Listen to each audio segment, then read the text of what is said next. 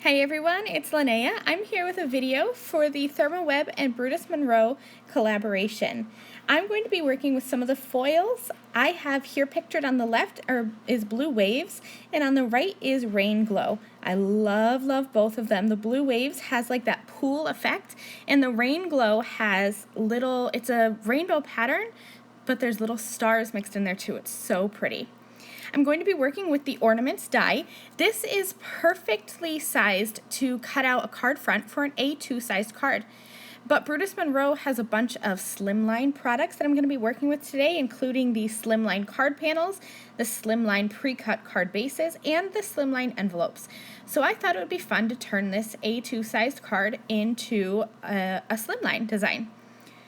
I took a piece of white cardstock and I covered it with a piece of a 6x6 easy cut adhesive sheet, and then I placed that Ornaments die into the adhesive. So the adhesive is up and I'm actually cutting into the adhesive. I don't need to cut this whole card panel because I'm just going to be cutting around those ornaments. You can see here how easily these pieces pop apart, even with that added layer from the easy cut adhesive sheet. Absolutely perfect. I trimmed off what I didn't need, and I'm going to cover this die with the Blue Waves foil. Now, when you're using foil, you want to make sure that your adhesive, no matter what it is, if it's the double-sided adhesive, if it's sticky tape, even if it's a transfer gel, you want the adhesive to touch the silver side of the foil. So when you're looking at it, it should be pretty side of the foil, your adhesive, and then your paper. I found that a great way to get an even coverage or transfer of the foil into the adhesive is to use my die cutting machine. So I'm using a folded piece of cardstock and I'm placing this into my die cutting machine so that my foil is up against my smooth plate, not my cutting plate. Then I'm going to peel that back and look at that. Completely perfectly covered, not even a little tiny smidge of somewhere where it's not covered. So now let's go on to completing my card. I'm going to be making a shaker card today. So I have one of the pre-cut card bases. These will cut a card that is 3.5 by 8.5. So I'm going to score right down the center at 3.5 and fold that in half. Now I'm going to do some ink blending. I wanted to keep my background simple because I really want the focus to be on that Blue Waves foil. So I'm doing just a bit of ink blending. I'm starting with Distress Oxide in Peacock Feathers, and I'm just going to go all around the outside of this pre-cut card base. And that's just going to give a little bit of darkness to the edges, and then I will blend in the center with Speckled Egg. Really easy blending, nothing fancy. Like I said, I really want the focus to be on that Blue Waves foil. Okay, so I mentioned we're going to be doing a shaker card, so I need to create a frame. So I have one of these Slimline card panels, and I was just going to use a die and cut out the center portion of that panel so that I would just be left with a white rectangular frame. But then I thought how fun it would be to use that Blue Waves foil around the outside as well.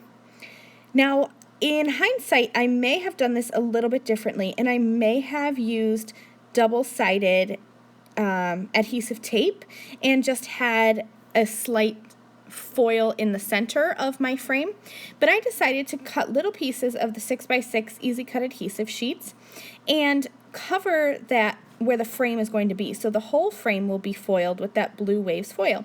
I'm going to use some purple tape and hold this in place.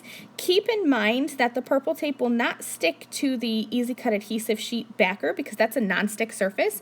So you want to use a piece of tape that's big enough that it's actually going to hold on to your die and your cardstock in the center. Now I'm going to go ahead and lay this frame into some of that Blue Waves foil. Again, keeping my adhesive against the reverse side of the foil, so you want to put it into the adhesive pretty side up. The foil I have I cut them down into 6x6 adhesive sheets, so it's not quite long enough to foil the entire Slimline panel. But that's okay. I did it in 2 steps, and that actually ended up in a really fun effect because now I'm going to run this through my die cutting machine, and you're going to see there's foil that was left exposed because I had to do it twice. And the foil that was exposed that got run through my die cutting machine had pressure on it And so it has this matte finish, and I really liked it. So I went ahead and tucked this into a piece of printer paper, and I just ran the whole thing through my die cutting machine again, and now you can see that this whole foiled frame has that matte effect. It's so cool. I think this is something I'm definitely going to use in the future, adding extra pressure onto my foil to get a different look. So now let's go ahead and make the shaker frame. I have some 1/4-inch double-sided tape from iCraft, and I'm going to just go all around the outside with this double-sided tape, and then I will adhere a piece of acetate that's cut to 3.5 by 8.5 inches onto my frame. Now I made a mistake here, so if you repeat this card, don't make the same mistake I did.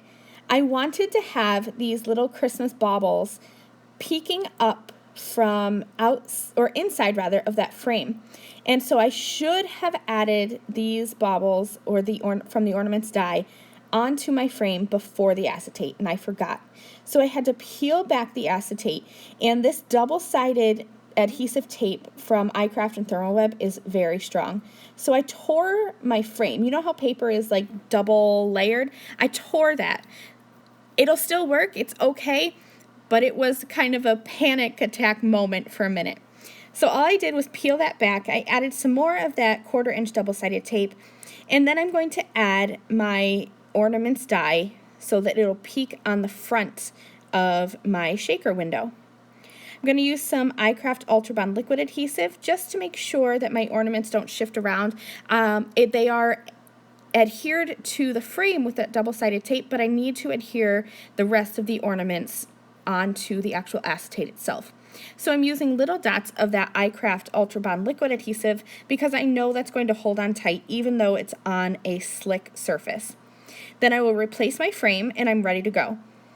I used some foam tape from iCraft and ThermOWeb to create my shaker frame. You want to make sure that that's all sealed up on all 4 sides so that none of these little sequins are going to peek out. And then I added some silver because I love silver and blue. I think it's a classic Christmas combination. So I added some silver star confetti sequins into my shaker, and there you go. Look at that. Isn't that fun?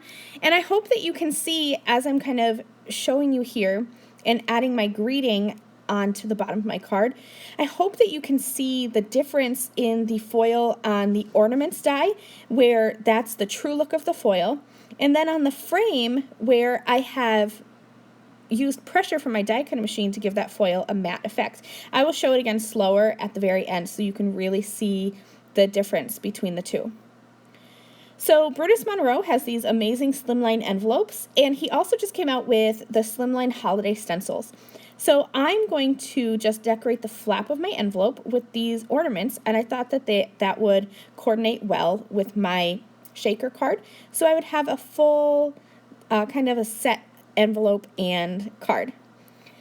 So I'm going to use some purple tape for masking. I only want my ornaments to be stenciled onto the flap of the envelope. And then I'm going to use some Peacock Feathers Distress Oxide ink so that it will match my card absolutely perfectly. Now the Slimline stencil isn't large enough to cover the entire flap. That's no problem. I'm just going to shift it over and mask off the sides again, reusing that same purple tape, and then I will ink blend again, and I'll have the whole flap of my card covered with this pretty ornaments from the Slimline holiday stencil. I'm going to peel back this purple tape so you can see. Isn't it pretty? And in hindsight, I think that I could probably use some glitz on here because that'll dry pretty flat, and I believe it would go through the mail. I'm going to test that.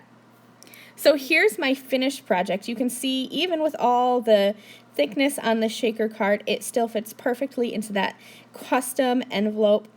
Look at all those shaker bits in there shaking around. And then I'm going to get close up for you so you can see the difference in the foil. This is the Blue Waves foil, but see how different it looks. Isn't it so fun? Okay, so that's it. That's my card. Head over to the shop so you can shop these new goodies. Thank you so much for watching. I'll see you soon. Bye. Thank you again very much for watching this video. If you liked this video and you'd like to see more from me, please hit that subscribe button that is on the screen now. And here are a few other videos that I thought you might enjoy.